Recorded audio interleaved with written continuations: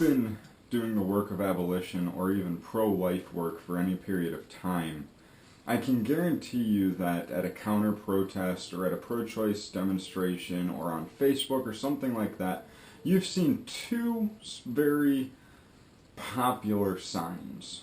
One looks like a coat hanger. Actually, it is a coat hanger. And the other one will say something along the lines of, trust women. Well, trust women with coat hangers. Many times you'll actually see these two signs at the same demonstration or as a part of the same counter-protest being held by members of the same group within a few feet of each other. And it's almost a laughable concept if it wasn't actually so sad. You see, the coat hanger, there's plethora of arguments against. Literally hundreds and millions of arguments against this. We know that the coat hanger is not an argument, nor is it a justification to legalize child sacrifice. But trust women. This is a unique statement, and it's one that goes off of a misconception, and even for many people, a direct, deliberate, straw man argument to say that we, as conservative Christians, don't trust women. Now, of course, this also comes back to the basis of we want to control and enslave women, things that, as men, our wives, our girlfriends, our sisters, our mothers, would happily contradict. And as women, well, you are the living contradiction of that sign. But the idea is still the same, and this is one that many of them actually truly believe. It's something that they actually really think is going on, that we don't trust women.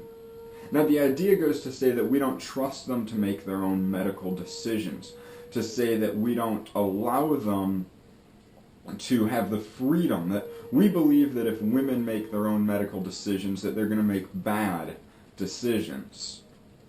Well, like I said, this is a straw man. This is a misrepresentation of an argument, but not only that, it's a misrepresentation of the pro-choice standpoint. And this is clear and evident when you see the two signs at the same demonstration, when you see the two signs being used collectively and together. Because let's be honest, who here trusts women? The pro-choicer or the abolitionist? You see, the pro-choicer wants you to believe that if women aren't allowed to legally murder their children, that they're going to find another way to do it. And now this argument, I must say, holds a small amount of validity. The legality, of course, doesn't matter. As abolitionists, we recognize that, and this is why we focus on changing the culture, why we work to transform the worldviews that allow abortion to remain legal, the worldviews that celebrate child sacrifice here in America. But, to move on, we have to say, really, do you believe that women are going to go into a back alley somewhere, find some dirty, grungy guy, or even according to some people, go sit in their basement or in their bathtub and do it themselves, and they're going to take a coat hanger, and they're going to take that sharp, nasty hook end of a wire coat hanger, they're going to enter it inside of themselves, and they're going to force it around and jimmy it around and tear apart their child and yank them out.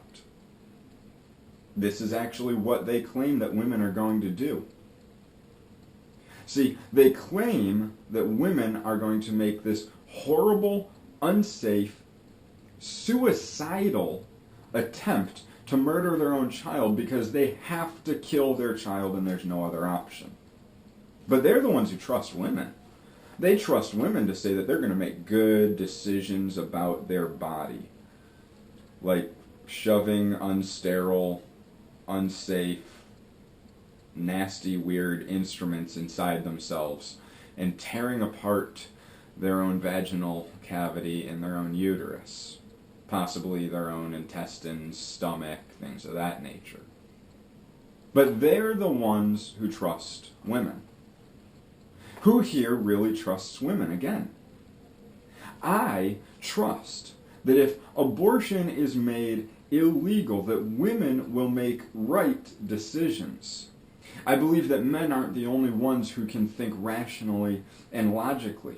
I trust that the women that I meet, the women that I talk to, the women around me, if they're given proper information, proper avenues, and proper options, that they will make proper choices. Now, of course, when they're given easy escape routes, they're going to take that.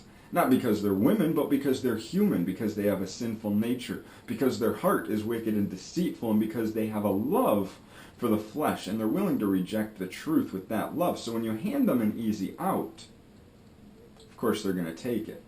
And dropping between $300 and $1,000 on walking into a doctor's office, having some guy play around inside of certain areas of your body, walking out, going back to work 24 to 48 hours later, that's an easy out. No matter how many people want to say it's a difficult decision, it's the easy way to go. But again, who trusts women? Does the pro-abort who believes that a woman will drink toxic chemicals, or use a coat hanger, or go to an unsafe, unlicensed physician to forcefully murder their own child, actually trust women? Are they the ones that are saying we need to let women make their own decisions? Or are they the ones who tear up your gospel literature out in front of the clinic? Are they the ones who tell women not to listen when you try and offer them other options? Are they the ones who scream and yell in your face when you try to offer logic and rationale? Who is it who trusts women? I trust women. I don't trust human beings as a general statement, but I trust women as much as I trust men. They're pro-abort no matter how many times they want to call themselves righteous feminists, no matter how many times they want to show themselves to the world to be all for women, actually don't trust women. Their own slogans, their own signs that they proudly stand and hold show the truth, that they don't trust women. So challenge them to trust women. Ask them when they say, why don't you trust women to make medical decisions? Say, if abortion is illegal, are women going to use coat hangers, drink toxic chemicals, stick seaweed plugs inside of themselves, any other one of these ideas of homemade abortion that are out there on the market? Ask them if that's what women are going to do. And when they say yes, say, don't you trust women to do the safe thing? Because they have all these arguments that abortion is safer than childbirth, and we know that this is a ludicrous idea, but beyond that, that argument dies the day a woman takes a coat hanger and jams it into her own uterus. That argument dies the day that a woman drinks bleach in the hopes that it will kill her unborn child. That argument dies when trust women stand side by side with coat hangers, because the arguments contradict themselves. The arguments are purely dichotomous. They cannot stand to any amount of reason or logic, and it's your responsibility to show the fool who wants to question how much you trust women that he is or she is a fool, why they are a fool, and how they can think rightly on the issue. And the true way to trust women